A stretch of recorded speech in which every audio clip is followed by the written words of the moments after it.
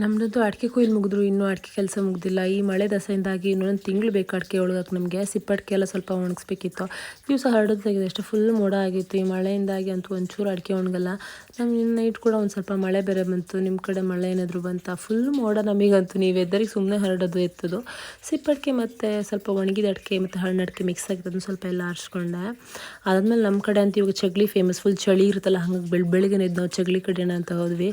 ಬೆಳಗ್ಗೆ ಹೋದ್ರಂತೂ ಚಗಳಿ ಕಚ್ಚಲ್ಲ, ಮತ್ತು ಈ ಟೈಮಲ್ಲಿ ಹೋದ್ರೆ ಹೇರ್ ಎಲ್ಲ ಆಗ್ಬಿಟ್ಟು ಭಾರಿ ಚೆನ್ನಾಗಿರುತ್ತೆ. ಭಾರಿ ಟೇಸ್ಟ್ ಮಾತ್ರ ನಮ್ಮ ಮಲೆನಾಡೋರಿಗೆ ಗೊತ್ತಿರುತ್ತೆ ಇದರ ಟೇಸ್ಟ್ ಭಾರಿ ಚೆನ್ನಾಗಿತ್ತು ಮಾತ್ರ. ಕಾಯಿ ಸ್ವಲ್ಪ ಚಗ್ಲಿ ಮತ್ತು ಸ್ವಲ್ಪ ಜೀರಿಮೆಣಸು ಹಾಕಿ ಬೆಳ್ಳುಳ್ಳಿ ಶುಂಠಿ ಎಲ್ಲ ಹಾಕಬೇಕು. ಫುಲ್ ಸ್ಟ್ರಾಂಗ್ ಆಗಿ ಸ್ವಲ್ಪ ಅನ್ನ ಹಾಕ್ತೀವಿ, ಜಾಸ್ತಿ ಹುಳಿ ಆದರೂ ತಿನ್ನೋಕೆ ಕಷ್ಟ ಆಗುತ್ತೆ ಅಂಥೇಳಿ. ಈ ಥರ ಚಿಪ್ಪಲ್ಲಿ ತಿಂದರೆ ಶೀತ ಕೆಮ್ಮು ಏನಾರು ಇದ್ದರೆ ಫುಲ್ ಹೋಗಿಬಿಡುತ್ತೆ. ಹೆಲ್ತಿಗೂ ಒಳ್ಳೆಯದು. ನಾನು ಹಂಗೆ ತಿಂತೀನಿ. ಸ್ಮಿರಂಗೂ ಕೊಟ್ಟೆ, ಅವಳಿಗೆ ಸ್ವಲ್ಪ ಶೀತ ಇತ್ತು ಅಂತ. ಇದನ್ನ ರೊಟ್ಟಿಗೆ ಹಾಕ್ಕೊಂಡು ತಿಂದರೆ ಭಾರಿ ಚೆಂದ ಇರುತ್ತೆ. ಮಾತ್ರ ಗಟ್ಟಿ ಇಟ್ಕೋಬೇಕು, ತೆಳ್ಳಗಾದ್ರೆ ಅಷ್ಟು ಚೆನ್ನಾಗಾಗಲ್ಲ. ಗಟ್ಟಿ ಚಟ್ನಿ ಅಂದರೆ ಭಾರಿ ಚೆನ್ನಾಗಾಗುತ್ತೆ. ನಮ್ಮ ಮಲೆನಾಡೋರಿಗೆ ಗೊತ್ತಿರುತ್ತೆ ಇದು